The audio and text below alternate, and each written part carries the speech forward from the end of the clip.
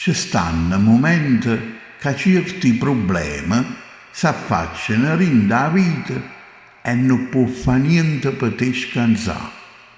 Ma tutto succede per una ragione.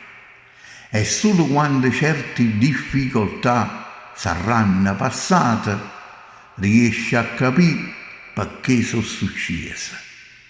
Rinda sti momenti sentirai qualcuno che ti dirà: mi dispiace tu dicere, però hai sbagliato, hai distrutto tutte cose, ormai sei fottuto e non può fare più niente per te salvare. Che lo giorno che qualcuno ti dice così, non ora retto, non lo sentì, anzi si può fare buona, rirala in faccia e non lo pensare. Tutto quanto tenimmo certe forze che nemmeno noi lo sappiamo.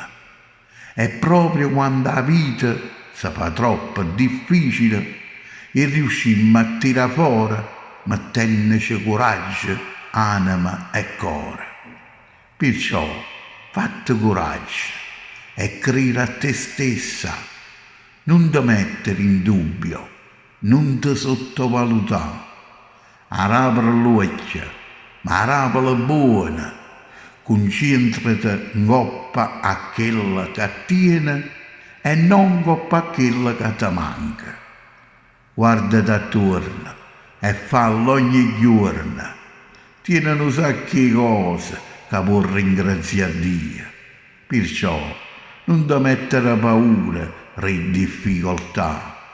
Quando tutte cose ti pare contro te, quando ti pare che non ce la fai più a sopportare nemmeno un minuto e più, non mollare, non t'arrendere, perché quello è un momento che il destino può cagnare.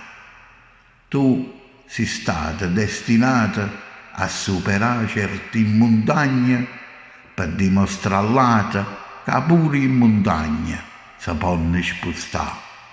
Forza, tieni ancora due cosce, alzati e torna a camminare, torna a sparare, ritorna a lottare. Dimane, niente può proibire il sole di tornare a nascere, nemmeno la notte più scura, perché troppo ogni nottata c'è sta sempre un'alba che aspetta.